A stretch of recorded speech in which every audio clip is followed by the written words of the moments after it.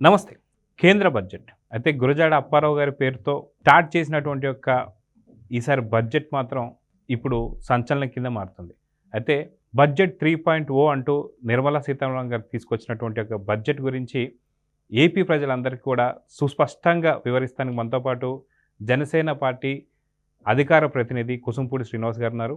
వారిని అడిగి తెలుసుకుందాం. సార్ నమస్తే. నమస్తే.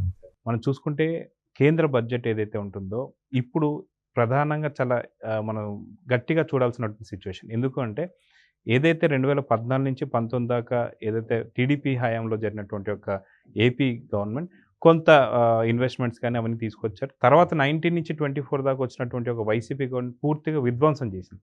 అయితే ఈసారి వచ్చేటువంటి ఒక కేంద్ర బడ్జెట్ మీద మాత్రం చాలా గట్టి హోప్సే ఉన్నాయి. మొత్తానికి ఈసారి బడ్జెట్ ఎలా ఉంది? ఏంటి? ఈసారి ఏపీ 2029కి ఎలా ఉండబోతుందంటే ఏం చెప్తారు? నిజంగా ఈరోజు మీరు చెప్పినట్టు నిర్మలా సీతారామన్ గారు మన తెలుగు కవి గురజాడ అప్పారావు గారి దేశమంటే మట్టి కాదో దేశమంటే మనుషులు అనే సూక్తిని ప్రసంగం ప్రారంభించేటప్పటికి తెలుగు వారందరికీ కూడా కొంచెం మంచి ఆనందదాయకమైనటువంటిది. సరే, కేంద్ర బడ్జెట్ అనేటప్పటికీ ఏమవుద్దంటే జగన్ గారు ప్రతి రాష్ట్రం కూడా మా రాష్ట్రానికి ఈ బడ్జెట్లు ఏమున్నాయి అనేది చూస్తూ ఉంటుంది. కేంద్ర ప్రభుత్వం వైపు నుంచి చూస్తే ఏం చేస్తుందంటే కేంద్ర ప్రభుత్వం పని ఏంటంటే నిధులు సేకరించడం, నిధులు వినియోగించడం. ఎందుకంటే యూనియన్ ఆఫ్ ది స్టేట్స్ కదా సెంట్రల్ యూనియన్ బడ్జెట్ అంటే. యూనియన్ అంటే అన్ని రాష్ట్రాల నుంచి సేకరించిన డబ్బులు తిరిగి మళ్ళీ అన్ని రాష్ట్రాలకి ఏ విధంగా సప్లై చేయాలనేది కేంద్ర ప్రభుత్వం చేస్తుంది. కొంత రక్షణ రంగం, ఈ రూపాయి ముద్రణ, ఇటువంటి కార్యక్రమం విదేశాంగ విధానం కాకుండా.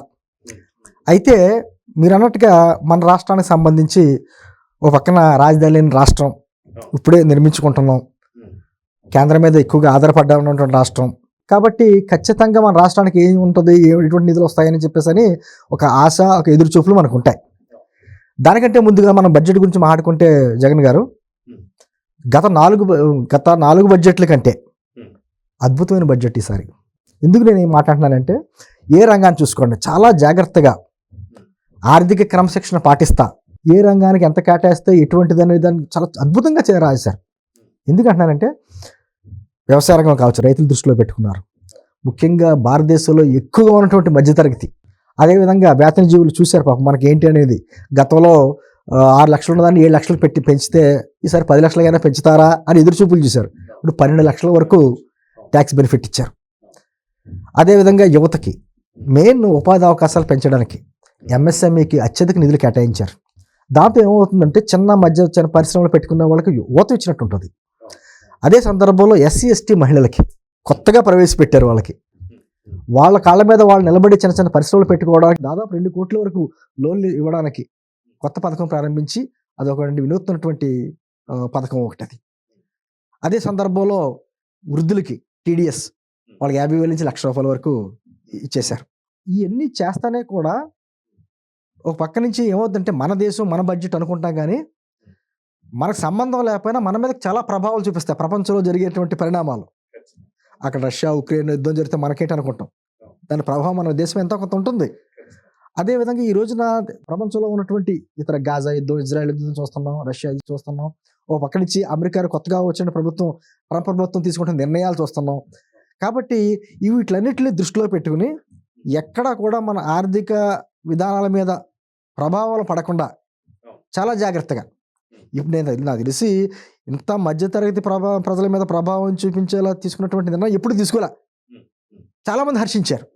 అదేవిధంగా రైతులకు కూడా అనేక పథకాల నుండి పెట్టుబడులు పెంచడం, వాళ్ళ కాళ్ళ మీద నిలబడేలాగా ఆ కార్యక్రమాలు చేశారు. అంటే యువత, రైతులు, మహిళలు, మధ్యతరగతి కుటుంబీకులు, అదే సందర్భంగాను టెక్నాలజీని కూడా భవిష్యత్తులో ఇప్పుడు మన దగ్గర ఆర్టిఫిషియల్ ఇంటెలిజెన్స్ వస్తుంది, డీప్ టెక్ వస్తుంది. అదేవిధంగా వాటి మీద కూడా పెట్టుబడులు పెట్టేలాగా, అంటే ఈ ఎంఎస్ఎంఈసీలోనే స్టార్టప్ల మీద పెట్టేటువంటి వాటికి డబుల్ చేశారు ఏంటంటే. అదే సందర్భంలో యువతను దృష్టిలో కూడా పెట్టుకుని అంటే ఇవన్నీ కార్యక్రమాలు చేసేటప్పటికి మళ్ళీ రాష్ట్రాల వారీగా చూసుకుంటే ఏమవుతుందంటే జాగ్రత్తగా జగన్ గారు ఏమంటారంటే మామూలుగా ఏదైనా కేంద్ర ప్రభుత్వం బడ్జెట్ పెట్టినప్పుడు ఏముంటుందంటే రాబోయే ఎన్నికలు ఏమున్నాయి, ఆ రాష్ట్రాలకు ఎక్కువ నిధులు కేటాయిస్తుంది అనేది దాంట్లో ఉంటుంది. ఖచ్చితంగా బీహార్ ఎలక్షన్స్ దగ్గరలో ఉన్నాయి కాబట్టి బీహార్ కూడా కొన్ని ప్రయోజనాలు కల్పించేటువంటి కార్యక్రమాలు చేశారు. మరి మన పరిస్థితి ఏంటి అనేటువంటిది మాట్లాడుకుంటే ఈరోజు కేంద్ర నుంచి మంత్రులు కూడా మాట్లాడారు. రామ్మోహన్ రెడ్డి గారు వాళ్ళు మాట్లాడారు. వడ్డించేవాడు మనోడైతే ఏ మూల కూర్చున్నా మనం పడతాయి అంటారు చూసారా, అలాగా బడ్జెట్తో సంబంధం లేదు మనకి. బడ్జెట్కి ముందే మనం దేని గురించి అంటే బడ్జెట్ ఇదేనా ఆలోచిస్తాం. అమరావతికి నిధులు ఏంటి, పోలవరానికి నిధులు ఏంటి, మన వైజాగ్ స్టీల్ ప్లాంట్ ఏంటంటే ఆల్రెడీ వచ్చినాయి మనకి. ఇప్పుడు ఈ బడ్జెట్లో కేటాయించారు. ఏదైతే పోలవరంలో 12,000 కోట్లు ఇంచుమించు మనకి ఇస్తామన్నారో దాంట్లో 5,900 కోట్లు ఈ బడ్జెట్లోనే అనౌన్స్ చేశారు. అంటే స్టెప్లుగా పెంచుకుంటే వెళ్తారు. అదేవిధంగా వైజాగ్ స్టీల్ ప్లాంట్కి ఆల్రెడీ 11,440 కోట్లు అనౌన్స్ చేశారు. మనం కూడా కేంద్ర మంత్రులు వచ్చారు. అమరావతికి 15,000 కోట్లు అనౌన్స్ చేశారు. పైగా అది కూడా విడతల వారీగా నిధులు వస్తున్నాయి. అదే సందర్భంలో మన రాష్ట్రానికి పెట్టుబడులు రావడానికి పారిశ్రామికవేత్తలు ఏదైతే రాయితీలు ఇవ్వాలో ఆ రాయితీలకు సంబంధించి మన కేంద్ర ప్రభుత్వం నుంచి కొన్ని మనకు కూడా కేంద్ర ప్రభుత్వం కట్టాల్సిన ఉంటాయి కదా అప్పులు ఎన్ని, వాటిలో కూడా కొంచెం బెనిఫిట్ ఇచ్చేలాగా, అంటే ఒడుపుగా సాధించుకుంటామంటారు. కేంద్ర ప్రభుత్వాన్ని నిలదీయడము, కేంద్ర ప్రభుత్వాన్ని బ్లాక్మెయిల్ చేయడము, ఇంకో రకంగా కాకుండా తెలంగాణ ఏమంటుంది, మాది కాంగ్రెస్ ప్రభుత్వం కాబట్టి మా మీద వివక్ష చూపిస్తుంది అంటారు. కొన్ని రాష్ట్రాలు ఏమంటాయి, కేంద్ర ప్రభుత్వాన్ని నిలదీయాలి అంట. అవి కాకుండా ఒడుపుగా సాధించుకోలేదన్న మన రాష్ట్రంలో ఉన్న పరిస్థితులు ఏంటంటే జాగ్రత్తగా వివరించుకుంటా ఎంతవరకు లబ్ధి పొందాలో అంతవరకు లబ్ధి పొందేలాగా చంద్రబాబు గారు చేస్తున్నట్టు ముందస్తు ప్రణాళిక ఈరోజు మనకు అంత కనిపిస్తుంది. నేను ఖచ్చితంగా ఏం చెప్తున్నానంటే అండి, చాలామంది ఇందాక వేరేతో మాట్లాడితే కూడా రక్షణ రంగానికి అన్ని వేల కోట్లు ఖర్చు పెడతారా అని అన్నమాట. అంటే రక్షణ రంగానికి ఖర్చు పెడతారా అంటే ఖచ్చితంగా ఎలా చుట్టూ ఉన్నటువంటి వాతావరణ పరిస్థితులు కూడా మనం ఆలోచించుకోవాలి. బంగ్లాదేశ్లో పరిస్థితులు బాగోలేదు, పాకిస్తాన్లో ఎప్పుడూ బాగోలేదు, అదేవిధంగా ఆఫ్ఘనిస్తాను, ఒక పక్క నుంచి చైనా, ఒక పక్క నుంచి మనకి శ్రీలంకలో ఉన్న పరిస్థితులు. అంటే ఇవన్నీ చూసుకున్న తర్వాత మధ్యలో ఉన్నటువంటి మన భారతదేశం సురక్షితంగా ఉండాలంటే ఖచ్చితంగా రక్షణ రంగానికి పెట్టుబడులు అవసరం. అదే సందర్భంలో రక్షణ రంగం అంటేనే ఏదో అమెరికా వాడు ఆయుధాలు అమ్ముతున్నాడు కాబట్టి వాడికి అనుకూలంగా బడ్జెట్ పెట్టాం, అందుకని బడ్జెట్ పెంచారు, ఆడ మెప్పు పొందడానికి మాటలు కూడా వస్తున్నాయి. తప్పది. మన ఆయుధాలు, మన మిసైల్స్ కానీ ఏదైనా కానీ ఈరోజు మనం తయారు చేసుకున్నటువంటి టెక్నాలజీ మనం పెంచుకున్నాం. ఈరోజు ఇస్రో మొన్న 100వ ఉపగ్రహం ప్రయోగించారు, మరి దానికి పెట్టుబడులు పెట్టాలిగా. ఇవన్నీ రక్షణ రంగం నుంచి వస్తాయి. ఏంటంది ఈ విధంగా చేసుకుంటా తర్వాత ట్యాక్సులు కూడా ఎక్కడ తగ్గించాలో అక్కడ తగ్గించారు. ముఖ్యంగా ఈ మధ్యకాలంలో ఎక్కువగా వస్తుంది ఏంటంటే క్యాన్సర్ విపరీతమైనట్టుగా అనేక రకాల క్యాన్సర్లు అనేక రకాలు ఉంటాయి. వాటి మీద విపరీతమైనటువంటి ఖర్చు భారం పడుతుంది ప్రజలకి, ఎవరైతే వ్యాధి పడ్డ వాళ్ళకి. అందుకని దానికి సంబంధించి దాదాపు 30 రకాల ఔషధాలపై ఈ ట్యాక్స్ తీసేశారు. అదేవిధంగా మనకు రాబోయే కాలంలో ఈ పెట్రోల్ మీద డీజిల్ మీద ఆధారపడే పరిస్థితులు తగ్గేలాగా, అంటే దాని అర్థం ఏంటంటే వాతావరణ కాలుష్యం తగ్గించుకునేలాగా ఎలక్ట్రికల్ వెహికల్స్ అయితే మనం చేసుకుంటున్నామో ఆ ఎలక్ట్రికల్ వెహికల్స్ కూడా ట్యాక్స్ తీశారు. దాంతో ఏమవుతుందంటే అవి పరిశ్రమలు ఎక్కువ పెట్టుబడులు పెడతారు వాటి మీద. అంటే నేను చాలా జాగ్రత్తగా ఆలోచించుకుంటే మధ్యతరగతి ప్రజల మీద ఏదైతే తీసుకొచ్చారో వాళ్ళ భారం తగ్గించారో అక్కడి నుంచి యువత మీద కావచ్చు, పారిశ్రామిక రంగం మీద కావచ్చు, భవిష్యత్తులో పెట్టుబడి ఆర్టిఫిషియల్ ఇంటెలిజెన్స్ లాంటి డీప్ టెక్ లాంటి టెక్నాలజీస్ మీద కావచ్చు, అంటే ప్రపంచంలో ఇతర దేశాల మీద ఆధారపడే పరిస్థితులు తగ్గించుకునేలాగా, ఆధారపడకుండా ఉండదని నేను అంటలా. ఖచ్చితంగా ఎక్స్పోర్ట్స్ ఇంపోర్ట్స్ చేసుకోవాలి, ఒక దేశం గ్లోబల్ విలేజ్ కదండి ఇప్పుడు. కానీ ఇతర దేశాల్లో ఏదన్నా పరిస్థితులు కలిగితే మనం ఇబ్బంది పడేలా కాకుండా మన కాళ్ళ మీద మనం నిలబడేలాగా ఆర్థిక క్రమశిక్షణ ఎక్కడ పాటించాలో పాటిస్తా ఈరోజు తీసుకొచ్చినటువంటి బడ్జెట్ నిజంగా అద్భుతమైనటువంటి బడ్జెట్. దీని ఫలాలు నాకు తెలిసి ఆంధ్రప్రదేశ్కి అద్భుతంగా అందుతాయి. అది రైల్వేలకు సంబంధించి ఆల్రెడీ మనకి రైల్వేలకు సంబంధించినవి, తర్వాత ఏమో నేషనల్ హైవేకి సంబంధించినవి కేంద్రం నుంచి నిధులు వస్తున్నాయి. ప్రత్యేకమైన దృష్టి ఆంధ్రప్రదేశ్ మీద కూడా పెట్టింది కూటమి ప్రభుత్వం. కాబట్టి నేనేమంటున్నానంటే ఈ కేంద్ర రాష్ట్ర ప్రభుత్వాలు ఇప్పుడు ఏదైతే మన డబుల్ ఇంజిన్ సర్కార్ ఏదైతే ఆంధ్రప్రదేశ్లో ఉందో అది ఖచ్చితంగా ఉపయోగపడుతుంది. అందులోని రాజకీయాలకు అతీతంగా ఆర్థిక క్రమశిక్షణ పాటిస్తూ తీసుకొచ్చినటువంటి ఈ బడ్జెట్ ఏదైతే ఉందో దేశానికి కూడా చాలా అద్భుతమైనటువంటి బడ్జెట్. ఇంకా రాజకీయాలుగా విమర్శలు చేస్తూ ఉంటారు జగన్ గారు. ఏమంటారంటే బడ్జెట్ వచ్చిన వెంటనే అధికార పార్టీ వాళ్ళందరూ కూడా ఇది అద్భుతమైన బడ్జెట్ అంటారు. ప్రతిపక్ష పార్టీ వాళ్ళేమో ఎంత బాగున్నా కూడా అబ్బాయి ఇది కార్పొరేట్లకు అనుకూలంగానో అసలు బడ్జెట్ మంచిది కాదు బడ్జెట్ అంటారు. ప్రజలకేమో అర్థం కాని బడ్జెట్, ప్రజలకేమో అంకెలు అవి అర్థం అవ్వవు. కాకపోతే నేనేమంటున్నానంటే ఈ రోజున నేను పదే చెప్తున్నా, ఒడుపుగా ఏ విధంగా కేంద్రం నుంచి సాధించుకోవాలని తెలిసినటువంటి ముఖ్యమంత్రి గారు మనకున్నారు ఇక్కడ చంద్రబాబు గారు. అదేవిధంగా కేంద్ర ప్రభుత్వం కూడా ప్రత్యేకమైనటువంటి శ్రద్ధ ఆంధ్రప్రదేశ్ మీద చూపిస్తుంది. దాంతోపాటు రాజకీయాలకు అతీతంగా లేకపోతే ఎలక్షన్స్ వస్తున్నాయి కాబట్టి ఆయా రాష్ట్రాలకు ఎక్కువ కేటాయించాలనేది ఆలోచన లేకుండా చాలా చక్కగా ప్రపంచంలో జరుగుతున్న పరిణామాలని దృష్టిలో పెట్టుకుని అద్భుతమైనటువంటి బడ్జెట్ అయితే ప్రవేశపెట్టారని చెప్పి నేను అంటున్నాను. ఖచ్చితంగా మనకి ఆంధ్రప్రదేశ్ కూడా అద్భుతమైన ఫలితాలు అందుతాయి. అయితే మనం చూస్తున్నాం ఖచ్చితంగా 1996లో కీలకంగా మారినటువంటి ఒక చంద్రబాబు నాయుడు గారు కేంద్ర ప్రభుత్వానికి ఈసారి కూడా సేమ్ అదే పరిస్థితి వచ్చిందని చెప్పేసి అయితే పదే పదే అనుకుంటూ వస్తున్నాం. అయితే ఇలాంటి పరిస్థితుల్లో నిజంగా ఏపీకి ఇచ్చినటువంటి ఏదైతే బడ్జెట్ ఉంటుందో దీనిపై చంద్రబాబు నాయుడు గారు మార్క్ కనిపిస్తుందా లేదా? ఎందుకంటే విపక్షాలు కూడా ఇప్పుడు అంటే చంద్రబాబు నాయుడు గారిని చాలా కీలకంగా తీసుకున్నారు కదా!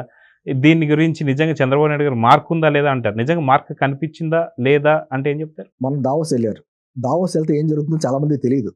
ఎంఓయూలు చేసేసుకుంటారంట. 100 మంది పారిశ్రామికవేత్తలు వేస్తే 100 మంది తోటి ఒప్పందాలు అవుతే ల్యాండ్ అయ్యేటప్పటికి నాకు 5, 10 అవుతాయి. అలా కాకుండా ఈయన ఒక ట్రెండ్ సెట్టర్. అందుకే అంటాను, ముందు చూపుతో ముందు అసలు ఆంధ్రప్రదేశ్లో ఉన్న వనరులు ఏంటి, మీరు పెట్టుబడి పెడితే మీ భవిష్యత్తుకి లేదా మీకు వచ్చే లాభాలు ఏంటి, అదేవిధంగా మా రాష్ట్రానికి కావాల్సింది ఏంటి అంటే ఏపీ బ్రాండ్ ఇమేజ్ని ఏ విధంగా పెంచాలో అక్కడ పెంచుకొని వచ్చాడు. చాలా మందికి అర్థం అవ్వాలా, ఏంటి వెళ్ళారు వచ్చారు ఇటువంటి ఎంఏలు జరగలేదు అని. కానీ దాన్ని మార్క్ ఏంటనేది కనిపిస్తుంది ఖచ్చితంగా. కేవలం ఎంఓఏలు తీసుకొచ్చేసి ఒక ప్రెస్ మీట్ పెట్టి 20 లక్షల కోట్లు వచ్చినాయి, 30 లక్షల కోట్లు వచ్చినాయి అంటే అవన్నీ గ్రౌండ్ అవ్వయి. అంటే ఒక ఏపీ బ్రాండ్ని పెంచుకుంటూ వచ్చాడు. అదే విధంగా ఈ రోజున ఈ బడ్జెట్ విషయంలో కూడా చాలా మందికి బడ్జెట్ అంటేనే అందరూ అంటారు పోలవరానికి ఏం కేటాయించలేదు, లేకపోతేనేమో అమరావతికి ఆల్రెడీ కేటాయించారు. ఆల్రెడీ ముందే సాధించుకున్నాం మనం. దాన్ని ఈ బడ్జెట్లో విడతల వారీగా అప్పుడు అనౌన్స్మెంట్ అయింది, ఇప్పుడు నిధులు వస్తున్నాయి. ఈ రోజు అదే అంటున్నాను, 12,000 కోట్లు ఏదైతే పోలవరానికి కేటాయించారో ఈ రోజు దాదాపు 5,900 అంటే 6,000 కోట్ల రూపాయలు ఇంచుమించు ఆల్రెడీ బడ్జెట్లో వచ్చేసింది. అదే 12,000 కోట్లతో అవ్వదు కదా, మిగతా కావాల్సినప్పుడు స్టెప్ మనం సాధించుకోవాలి. అంటే ఒడుపుగా సాధించుకుంటాం అంటారు. అదే దీన్ని బ్లాక్మెయిల్ చేసో లేదా బెదిరించో చేసుకునేది కాదు. మన రాష్ట్రానికి ఉన్నటువంటి పరిస్థితులు కేంద్రాన్ని వివరించుకోవాలి. అదే సందర్భంలో కేంద్రానికి కూడా ఇబ్బంది కలగకూడదు కదా. కేంద్రం ఏం చేస్తుంది అంటే అన్ని రాష్ట్రాల నుంచి వసూలు చేసినా కూడా తిరిగి ఏ రాష్ట్రంలో పరిస్థితులను బట్టి ఆ రాష్ట్రానికి ఇస్తూ ఉంటుంది. అదే సందర్భంలోని కేంద్రం విదేశాంగ విధానం కూడా చూసుకుంటూ ఉండాలి. మన దేశ పరిస్థితులు ఎలా ఉన్నాయి, చుట్టూ వాతావరణ పరిస్థితులు ఎలా ఉన్నాయి, లేకపోతే ఇతర దేశాలు ఏం జరుగుతుంది అన్నీ చూసుకోవాలి. ఇవన్నీ చూసుకుంటుంది అక్కడి నుంచి కేంద్ర ప్రభుత్వం. నేను అంటుంది అదే అంటున్నాను, కేంద్ర రాష్ట్రాల మధ్య సఖ్యత అద్భుతంగా ఉంటే ఎటువంటి ఫలితాలు వస్తాయి అన్నది ఇప్పుడు ఉదాహరణగా జరగబోతుంది. ఖచ్చితంగా ఈ మార్కు చంద్రబాబు గారి మార్క్ అంటే ఏంటనేది అందరూ నెంబర్లో కనిపించదు, కానీ అద్భుతమైన నిధులు ఏ విధంగా వస్తాయి రాష్ట్రానికి అన్నది చూడబోతారు. సో చూద్దాం సార్. ఖచ్చితంగా మీరు అన్నట్టుగా చాలా చక్కగా వివరించారు. ఏపీ ప్రజలకు కావచ్చు, చాలా ఎవరైతే మీరు అన్నట్టుగా దిగుస్తాయి కానీ మధ్యతరగతి వాళ్ళందరికీ కూడా ఈ బడ్జెట్ అనగానే కొంత కన్ఫ్యూజన్ ఉంటుంది. ఏంటి వాళ్ళేమో ఏమి రావట్లేదు అంటున్నారు, వీళ్ళేమో అత్యద్భుతంగా వచ్చిందంటున్నారు. చాలా చక్కగా వివరించారు. సో చూద్దాం సార్ ఏం జరుగుతుంది. నమస్తే.